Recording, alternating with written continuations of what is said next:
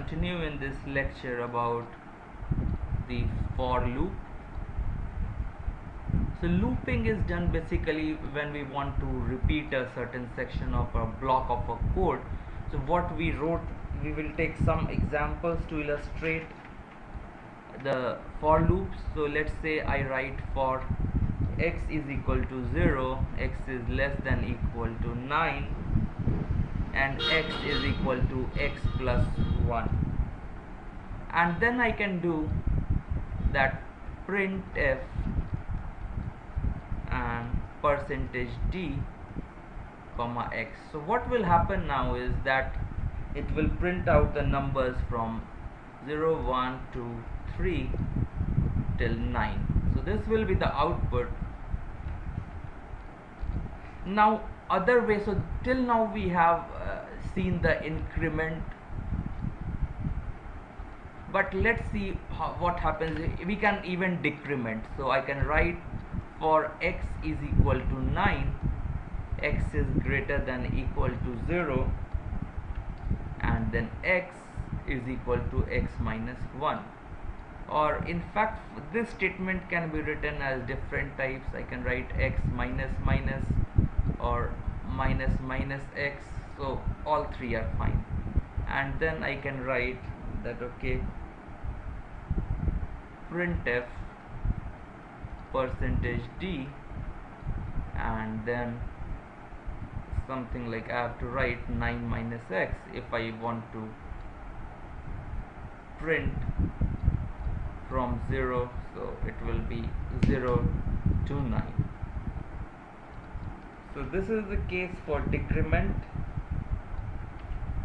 And other things what we can do is, now let's see the comparison between for loop, while loop and do while loop. So what I will do is, let's see the for loop. So for n is equal to 1, n is less than equal to 10, n plus plus. So this is some code, and let's see now what will be the equivalent code for the while loop. So I will write n is equal to 1, and while n is less than equal to 10, and then I have to do n plus plus some code here. So this is the way for while loop. And then let's look at the do while loop. So what will happen, n is equal to 1, so do,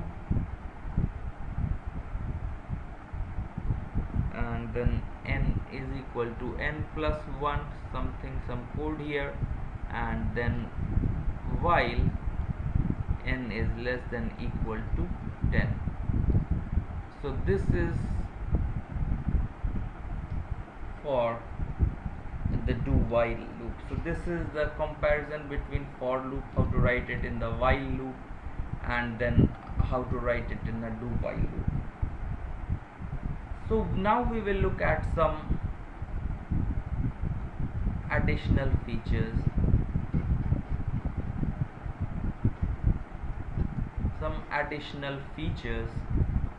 of for loop.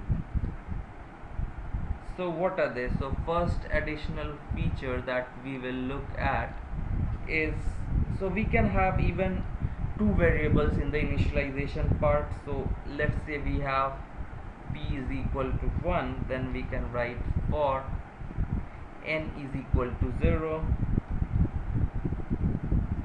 n is less than 17, n plus plus. So this can be written as, instead of initializing p here, I can write p is equal to 1, then a comma, n is equal to 0, n is less than 17, n plus plus. So this initialization, we can have any number of variables here. Only thing is that you have to separate them with a comma instead of a semicolon. So we can write something like, and even the thing is, so what we can do is that we can write something like for n is equal to 1, m is equal to 50. This is the initialization. The two variables are there now. N is less than equal to m, and then n is equal to n plus 1, comma m is equal to m minus 1. So this is again a for loop.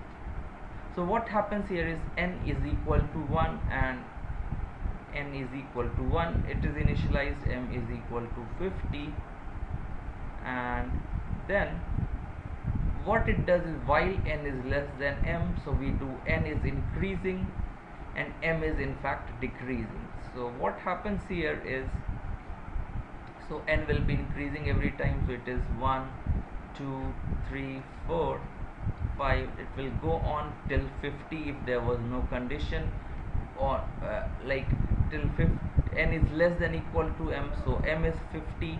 So when n is 1 initially, so let's see the values n. So n and m let us consider. So let's see, n is equal to 1, m is equal to 50, so it will be incremented, so this becomes 2, this becomes 49. Next, so this is n is incremented, m is decremented again till this n is less than equal to m, it becomes 3, this becomes 48, and it goes, and then this becomes 25. So let's say it becomes 24, so this will become now, so this will become 26. When this becomes 25, so this becomes 25. Now n is less than equal to m, is still satisfied, but now after this one what will happen is that n becomes 26 and m becomes 24. So now n is not less than equal to m, so it will, nothing will be done. So this loop will run 25 times, and we saw that there are two initializations of two variables, one checking and there are two, one increment. So this is increment and this is decrement, and here these are separated by commas. So now let's look at some other variants also. So we can have, let's say m is equal to 5. I can say for, I have no initialization here, m is not equal to 100, and then there is no increment or decrement.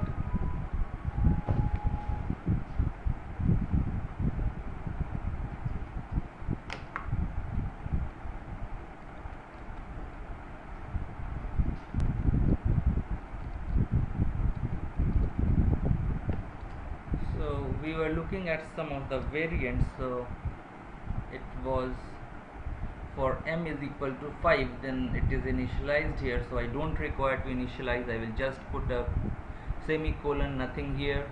M is not equal to 100, this is the condition that is checked, and then there is no increment decrement.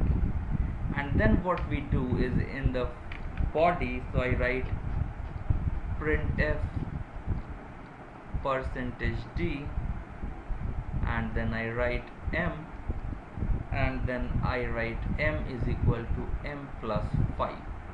So this means, so the initialization part is done separately beforehand. So this is initialization and this is the increment, and only in the for loop, so in these brackets only the condition is being checked, and that is also fine.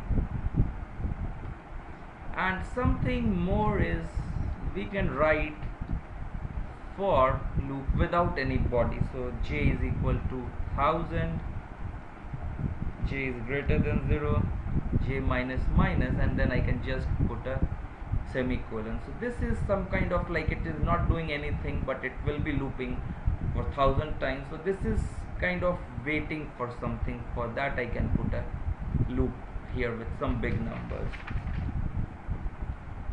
So now we will look at something called nested loops. So we can have for I is equal to 1, I is less than 10, I plus plus, and then we have one for loop. I can write another for loop here. So let's write with for j is equal to 1, j is less than 20, j plus plus, and we write something here. So what happens is now this for loop runs 10 times and this for loop runs 20 times. So overall, because this for loop runs 20 times, each time this body is body 2 and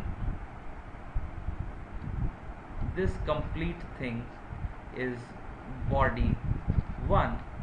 So we know that okay, body 1 will run 10 times and body 2 will run 20 times each time and into 10. So total it will be running 200 times. So this is the nested for loop. Then last thing that we will study in this looping is jumps in loop. So what happens if I want to go out of the loop? So we will have something like jumping out of the loop and then leaving remaining part of loop. So these two things are there, and for this we use break and for this we use continue. So we will look at these in the next chapter.